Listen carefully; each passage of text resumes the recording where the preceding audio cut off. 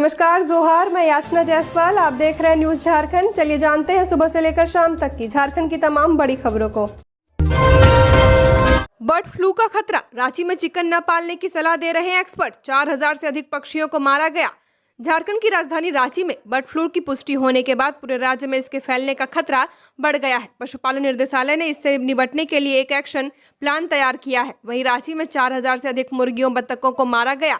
Experts ने किसानों को सलाह दी है कि अभी वे मुर्गी पालन करना बंद कर दें। पशुपालन निर्देशालय ने रांची के होटवार स्थित पोल्ट्री एरिया में H5N1 एवियन इन्फ्लुएंजा की पुष्टि की है। इसके साथ ही कहा है कि बर्ड फ्लू को रोकने के लिए एक एक्शन प्लान तैयार किया गया है। RRT टीम का गठन किया गया है। इसके साथ ही पक्षियों को मारने और उनके निष्पादन की भी व्यवस्था शुरू कर दी गई है। होटवार स्थित पोल्ट्री एरिया के 1 किलोमीटर के दायरे में अभियान चलाया जा रहा है ताकि बर्ड फ्लू न फैले। झारखंड में कल से दूसरे चरण की प्रक्रिया। चतरा, कोडरमा व हजारीबाग सीट पर 20 मई को वोटिंग। झारखंड में लोकसभा चुनाव के दूसरे चरण की रणभेरी शुक्रवार को बजेगी। पहले चरण के लिए 18 अप्रैल से प्रदेश के 4 लोकसभा क्षेत्रों सिंहभूम, खूंटी, लोहरदगा और पलामू में नामांकन पत्र भरे जा रहे हैं। नामांकन की यह प्रक्रिया गुरुवार को खत्म होगी। अगले दिन शुक्रवार को दूसरे चरण के नामांकन के लिए भारत निर्वाचन आयोग अधिसूचना जारी करेगा। शुक्रवार से ही चतरा, हजारीबाग और कोडरमा में नामांकन भरने की प्रक्रिया भी शुरू हो जाएगी। इन तीनों सीटों पर 3 मई तक नामांकन दाखिल किए जा सकेंगे। अगले दिन 4 मई को नामांकन पत्र की जांच होगी। 6 मई को नामांकन पत्र वापस लेने की अंतिम तिथि है। इन लोकसभा क्षेत्रों में मतदान 20 मई को होगा, जबकि मतगणना एक साथ देश भर में 4 जून को होगी। पहले चरण में सिंहभूम, खूंटी, लोहरदगा और पलामू के लिए चल रहा नामांकन 25 अप्रैल को समाप्त हो जाएगा। कलयुगी बेटे ने अपने माता पिता की कुल्हाड़ी से काटकर की हत्या। गुमला में एक दर्दनाक मामला सामने आया है। जानकारी के अनुसार गुमला के चैनपुर थाना क्षेत्र के लौरंबा गांव में कलयुगी पुत्र ने अपने ही माता पिता को कुल्हाड़ी से काटकर बुधवार की उनकी हत्या कर दी। मिली जानकारी के अनुसार पुत्र अर्पण मिंज 25 वर्षीय ने पिता जेवियर मिंज एवं माता द्रोथिया मिंज की कुल्हाड़ी से काटकर हत्या कर दी। हत्या के बाद आरोपी पुत्र अर्पण मिंज ने घर के एक कमरे में अपने आप को बंद कर लिया, जिसके कुछ ही देर बाद काम कर घर लौटे बड़े भाई वाल्टर मिंज ने घर के आंगन में अपने माँ पिताजी का शव को देखकर भौचक्का रह गया। इसके बाद वो अपने घर में अपने भाई को ढूंढने लगा। अपने घर का एक दरवाजा बंद देखा। इसके बाद काफी देर तक दरवाजा खुलवाने का प्रयास किया।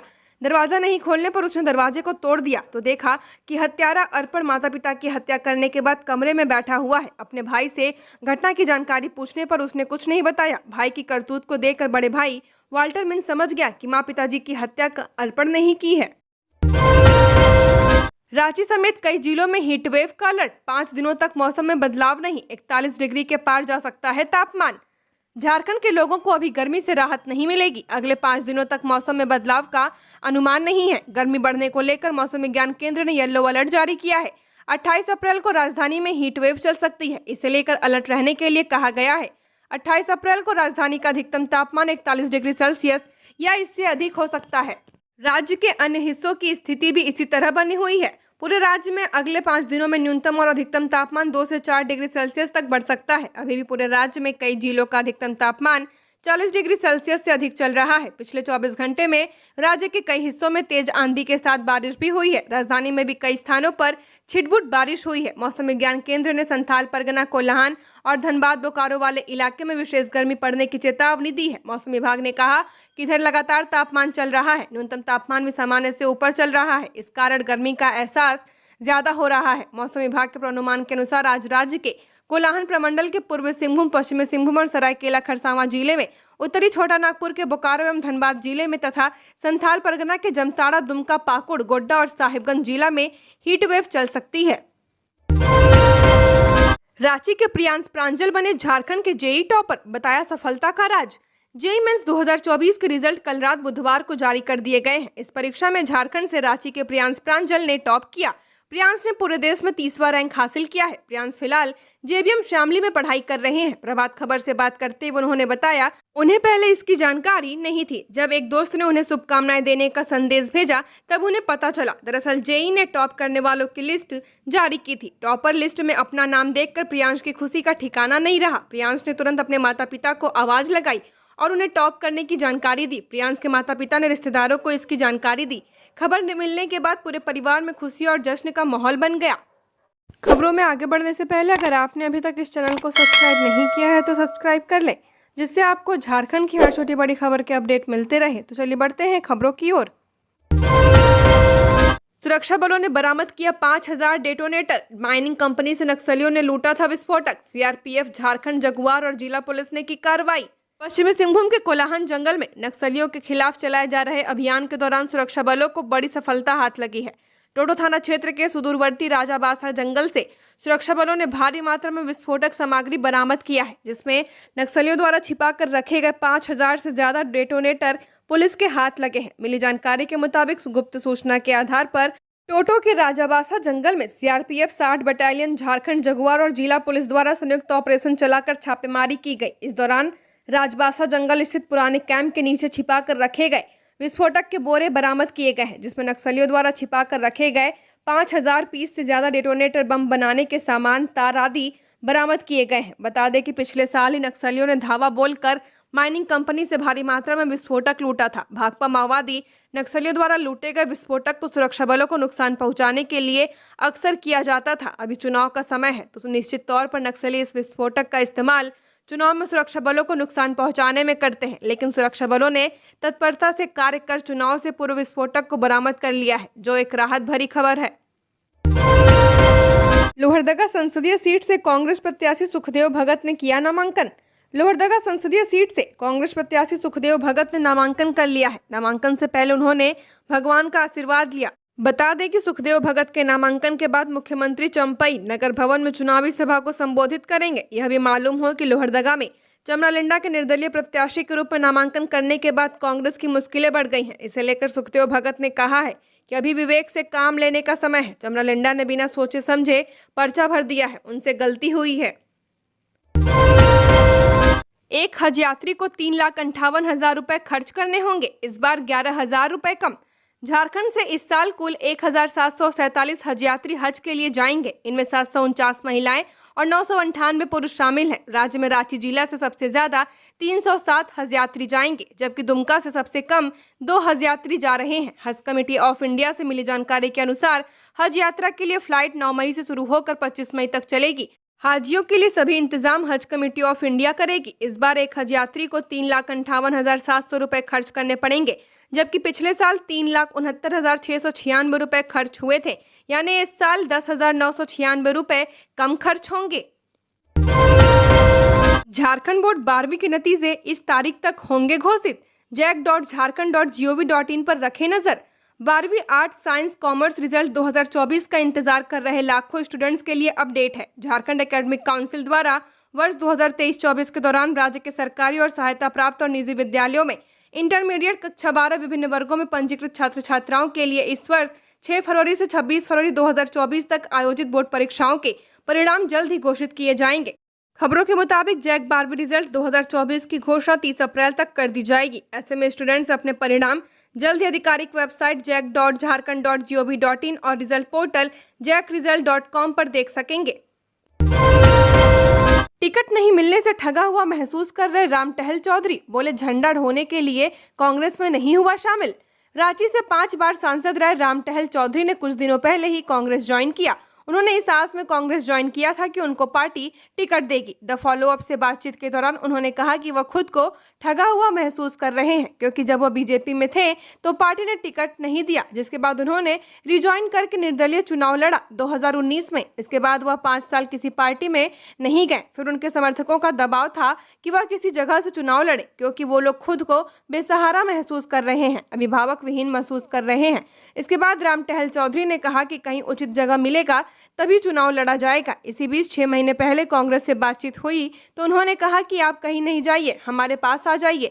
तो मैंने कहा कि नहीं, मैं कांग्रेस में कैसे जाऊंगा, आपके यहाँ तो सुबोध कांत सहा है, वह तो टिकट नहीं छोड़ेंगे। इसके बाद कांग्रेस ने मुझसे संपर्क किया तो मैंने कहा कि मैं तभी ज्वाइन करूंगा जब मुझे फाइनल सिग्नल मिलेगा। उन लोगों ने कहा कि आपको प्रभारी ने दिल्ली बुलाया है। मैं गया तो उन्होंने कहा कि आपका फीडबैक ठीक है, राहुल गांधी की सोच है कि जिसकी आबादी उसकी उतनी भागीदारी। मैं सब तरफ से फिट हूँ, जाति के आधार पर, अनुभव के आधार पर, आबादी के आधार पर, तो मुझे लगा कि मुझे टिकट मिलेगा ही। सिमडेगा में मां दुर्गा की अष्टधातु की प्रतिमा चोरी, मंदिर के रास्ते में मिली चुनरी, ग्रामीणों में आक्रोश। कुछ दिन पहले भी हुई थी वारदात। सिमडेगा जिले के कुरडेग में देवी दुर्गा की पुरानी अष्टधातु की प्रतिमा चोरी हो गई है। इसे लेकर लोगों में आक्रोश है। मामला कुरडेग थाना क्षेत्र के कदम टोली दुर्गा मंदिर का है। घटना देर रात की बताई जा रही है। सुबह जब गांव की महिलाएं पूजा करने के लिए मंदिर पहुंची तब उन्होंने मंदिर का ताला टूटा हुआ देखा, जिसके बाद ग्रामीणों को इसकी जानकारी हुई। पूरा गांव मंदिर के पास उमड़ गया। सभी लोग मूर्ति चोरी होने पर आक्रोशित थे। इसकी सूचना पुलिस को दी गई। पुलिस इस मामले की जांच कर रही है। विधि व्यवस्था बनाए रखने के लिए बीडीओ गौरीशंकर शर्मा मंदिर परिसर में बैठे हुए हैं। थाना प्रभारी विनायक पांडे जांच में जुटे हैं और लोगों से पूछताछ कर रहे हैं। पुलिस ने ग्रामीणों को भरोसा दिया कि जल्द मूर्ति अपने स्थान पर लौटेगी। चोरों को पकड़ लिया जाएगा। अवैध संबंध के शक में साहिबगंज में हुआ था एसिड अटैक। आरोपी बोला प्रेमिका दूसरे लड़कों से करती थी बात। साहिबगंज एसिड अटैक मामले में पुलिस ने तीनों आरोपियों को गिरफ्तार कर लिया है। मामले को लेकर बताया जा रहा है कि आरोपी युवक और पीड़िता युवती का अफेयर चल रहा था, लेकिन युवक को शक था कि युवती कई अन्य लड़कों से भी बात करती थी। इस बात से नाराज प्रेमी ने एसिड अटैक से पूरे परिवार पर हमला कर दिया। आरोपी यूपी के फर्रुखाबाद जिले के नवाबगंज थाना क्षेत्र का रहने वाला मनीष कुमार है। आरोपी साहिबगंज में ही रहकर नौकरी कर रहा था। बताया जा रहा है कि इससे पूर्व युवती के साथ दिल्ली में करीब 2 माह साथ रहा भी था। एसपी कुमार गौरव ने राजमहल अनुमंडल में पीसी कर बताया कि पुलिस को बुधवार की सुबह 4 बजे घटना की जानकारी मिली। राजमहल अस्पताल के सामने निर्माणाधीन दुकान पर सोए हुए अवस्था में 4 लोगों पर एसिड से हमला किया गया है। पीड़ित आलम शेख का फर्द बयान लिखा गया, जिसमें बताया गया कि बहन शेख हसीना, भांजी और मां छत पर सो रहे थे। 3 लोग एसिड फेंक कर भाग गए। इनके फर्द बयान पर केस दर्ज कर लिया गया। त्वरित कार्रवाई करते हुए 3 अभियुक्त को गिरफ्तार किया गया है, जिसमें मुख्य आरोपी मनीष ने अपना जुर्म कबूल किया। केंद्रीय मंत्री अन्नपूर्णा देवी ने कांग्रेस के घोषणा पत्र पर जमकर बोला हमला। संपत्ति सर्वे के वादे को बताया देश को खोखला करने वाला। केंद्रीय शिक्षा राज्य मंत्री और कोडरमा लोकसभा सीट से भाजपा प्रत्याशी अन्नपूर्णा देवी ने कांग्रेस के घोषणा पत्र में संपत्ति के पूर्ण बंटवारे को लेकर कांग्रेस पर जमकर निशाना साधा है। चौरडिया स्थित अपने आवास पर मीडिया से बात करते हुए अन्नपूर्णा देवी ने कहा कि कांग्रेस 60 के दशक से ही तुष्टीकरण की राजनीति करती आ रही है। इस बार भी वह तुष्टीकरण की राजनीति कर चुनाव जीतना चाहती है, लेकिन जनता उनके मंसूबे को सफल नहीं होने देगी। केंद्रीय मंत्री अन्नपूर्णा देवी ने कहा कि एक तरफ मोदी सरकार लोगों की आय बढ़ाकर देश को सशक्त बनाने में लगे हुए हैं, वहीं दूसरी तरफ कांग्रेस पूंजीपतियों की संपत्ति हड़प कर देश को खोखला करने का घोषणा पत्र जारी कर रही है, जिससे उनके इरादे साफ नजर आ रहे हैं। वर्चस्व की लड़ाई में चली गोली, 1 घायल। जमशेदपुर में अपराधियों का तांडव जारी है। हर दूसरे या तीसरे दिन अपराधी हत्या की वारदात को अंजाम दे रहे हैं। ताजा मामला साकची थाना अंतर्गत बारद्वारी का है, जहां देर रात मुकेश तिवारी नाम के व्यक्ति को अपराधियों ने गोली मारकर घायल कर दिया है। मुकेश को 2 गोली लगी है। आनंद फानन में इलाज के लिए टाटा मेन हॉस्पिटल में भर्ती कराया गया है। बताया जा रहा है कि वर्चस्व की लड़ाई में 2 गुटों के बीच फायरिंग हुई है। पुलिस ने हमलावर को भी गिरफ्तार कर लिया है और पूछताछ कर रही है। इस घटना के बाद पूरे इलाके में दहशत व्याप्त है। 100% मतदान के लिए प्रशासन ने झोंकी ताकत। गिरिडीह में रन फॉर वोट का आयोजन। लोकसभा चुनाव में मत का प्रतिशत ज्यादा से ज्यादा बढ़े, इसे लेकर गिरिडीह जिला प्रशासन द्वारा पूरी ताकत झोंक दी गई है, जहां गांव-गांव में जागरूकता अभियान चलाया जा रहा है। एलईडी जागरूकता वाहन के माध्यम से व्यापक प्रचार प्रसार किया जा रहा है। वहीं गुरुवार को गिरिडीह में रन फॉर वोट का आयोजन किया गया। इस दौरान जिलाधिकारी नमन प्रियस लकड़ा के नेतृत्व में पदाधिकारी, स्कूली बच्चे व जवानों ने दौड़ लगाई। लोकसभा चुनाव और गांडे विधानसभा उपचुनाव में 100% मतदाताओं की भागीदारी सुनिश्चित करने के लिए आयोजित इस दौड़ की शुरुआत झंडा मैदान से की गई है। कालीबाड़ी, बड़ा चौक, नगर भवन, न्यू सर्किट हाउस होते हुए सभी फिर से झंडा मैदान पहुंचे। यहां डीसी ने सभी को मतदान करने के लिए शपथ दिलाई है। बच्चों को यह कहा गया कि वे अपने अभिभावक को जागरूक करते हुए वोटिंग के दिन मतदान केंद्र पर अवश्य भेजें। यह बताया गया कि देश के विकास के लिए मतदान जरूरी है। इस दौरान डीटीओ शैलेश प्रियदर्शी, उपनगर आयुक्त विशालदीप खलको, सर जेसी बोस, बालिका उच्च विद्यालय के प्राचार्य मुन्ना कुशवाहा, कई लोग मौजूद थे। गुमला में पागल कुत्ते ने गाय को काटा, गाय ने महिला को काटा, रिम्स रेफर। गुमला सदर प्रखंड के गांवों में आज भी लोग वैज्ञानिक पद्धति को छोड़कर झाड़ फूक व देहाती दवा के चक्कर में अपनी जिंदगी के साथ खिलवाड़ कर रहे हैं। ऐसा ही मामला गुमला प्रखंड के कसीरा गांव के सामने आया है, जहां रविवार को एक पागल कुत्ते ने अनिमा एक का 33 वर्षीय के एक गाय को काट लिया। इसके बाद घर वाले गाय को देहाती दवा खिलाने लगे। सोमवार को देहाती दवा खिलाने के क्रम में अनिमा एक्का के हाथ के एक अंगुली को गाय ने काट लिया। परिजन अस्पताल नहीं ले जाकर गांव में ही देहाती दवा से महिला का इलाज कराना शुरू कर दिया। मंगलवार को देहाती दवा के सेवन से महिला के पेट में पल रहे 3 माह के बच्चे की मौत हो गई। इसके बाद उसे सत्य अस्पताल में लाया गया। महिला का रक्तस्राव थम नहीं रहा था। सदर अस्पताल में इलाज के उपरांत महिला की खराब स्थिति को देखते हुए डॉक्टर ने मंगलवार की रात उसे रिम्स रांची रेफर कर दिया। रिम्स भेजने में कसीरा गांव के समाजसेवी देवेंद्र लाल उरांव ने मदद की। पानी की भीषण समस्या से परेशान महिलाएं बर्तन लेकर सड़कों पर उतरी। बोली, पानी नहीं तो वोट नहीं। कहते हैं पानी बिन सब सून। यही कारण रहा झारखंड की उपराजधानी दुमका के सदर प्रखंड के पुराना दुमका पंचायत के ग्रामीण पानी की समस्या से परेशान होकर बर्तन लेकर सड़कों पर उतर आए। समस्या से जूझ रही महिलाओं का कहना है कि इस भीषण गर्मी में हमें काफी परेशानी का सामना करना पड़ रहा है। अगर प्रशासन ने इस पर ध्यान नहीं दिया तो हम आने वाले लोकसभा चुनाव में वोट नहीं देंगे। दरअसल दुमका जिले के सदर प्रखंड के पुरानी दुमका पंचायत के मोरटंगा रोड के केवटपाड़ा इलाके में पानी की गंभीर समस्या है। इससे निराश होकर महिलाएं बर्तन लेकर सड़क पर उतर आई हैं। उनका कहना है कि इस इलाके में सिर्फ एक हैंडपंप है और वह भी करीब 1 किलोमीटर की दूरी पर है। वहां से पानी लाकर हमें गुजारा करना पड़ रहा है, जबकि हमारे घर के सामने से हिजला जलापूर्ति पाइपलाइन गुजरी है, लेकिन इसका लाभ हमें नहीं मिल रहा।